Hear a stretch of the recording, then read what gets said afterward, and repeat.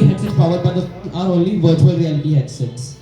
So this might also be a new industry. So the product overview.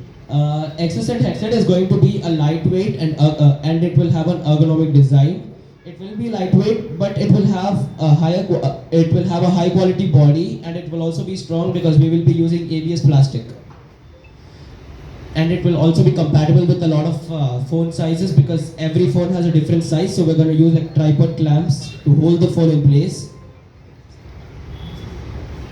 So the market opportunity is like the XR market is growing rapidly, and the industry will reach $31 billion by 2027. And like there is a lot of demand in mixed reality and VR headsets in fields like education, gaming, and tech. So, and then 75% of all the growth come from regions like Asia Pacific and Latin America.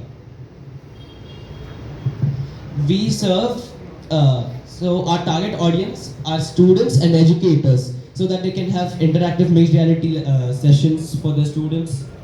And then we also, target gamers and tech enthusiasts who are trying to get into mixed reality, but they are tight on their budget. And then professionals, like military could use it for some war simulators and everything. And the doctors could use it to practice surgery. Next slide. So this is our competitive analysis. So the features of Exocet, MetaQuest 3, which is like one of the most popular ones, Apple Vision Pro, and a generic phone VR. So the price of our headset, it's just the estimated cost because my startup is just in the pre-seed form.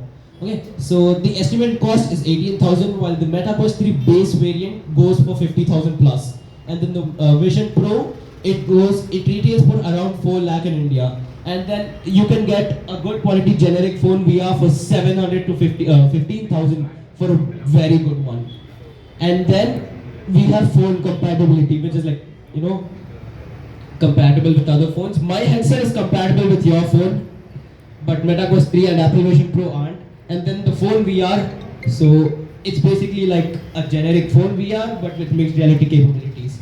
And then we also have a modular design, so we can customize it, change the things and everything. And then we provide an immersive experience just like both of these. So our business model, our primary revenue streams are going to be the headset. And then we will also sell accessories and then modular upgrades for the thing. We will also be licensing our XR applications for education and professional uses. And then our future opportunities would be partnering with other phone manufacturers to make headsets, exclusive for their phones. So our go-to-market strategy is first, we launch prototype and collaborate with 5 or 6 beta testers. Then we do a targeted regional launch, and then we're going to focus local markets like India and Southeast Asia, which covers like Pakistan, Bangladesh, and Nepal. After we find success in the targeted regional launch, we will try to expand globally. We'll start from Europe, and then we'll get to Latin America and then North America. And then we'll do marketing through social media campaigns, partnership with influencers, going around and giving people a free try of our product. And that this is our financial projection. So this is going to be our roadmap to success. So in the first year, I will try to launch the prototype and try to enter the Indian market. And then my revenue goal will be 20 lakh, which is like 2 million rupees for the people who don't understand. And then year 2, I will try to scale production. I will try to produce a lot more of these headsets and try to expand into other Southeast Asian countries. And then by year 3, so my revenue goal for year 2 is going to be 1 crore. And then for year 3, I will try to expand globally with major partnerships with other phone companies and probably other mixed reality headsets. And then my revenue goal, it was supposed to be 30, but it's 30 crores. So now this is what I want as my funding ask. So all of my production cost, like for the funding, would be 2,40,000. 40% of it will go for R&D and D and product development. So 96,000 of it would go to product development. 35%, which is 84,000, will go for manufacturing, and then 25% for marketing and distribution of a product to the public.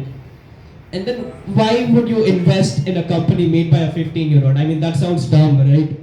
But we will be the first movers into this industry, okay? So we are going to have an upper hand. We are going to have an advantage. And then we are addressing an untapped market with a massive potential. We're also going to be the first company to venture into the phone market, phone-powered mixed reality headsets. So this is my information, this is my email, and this is my LinkedIn. You guys can scan this to connect with me on LinkedIn.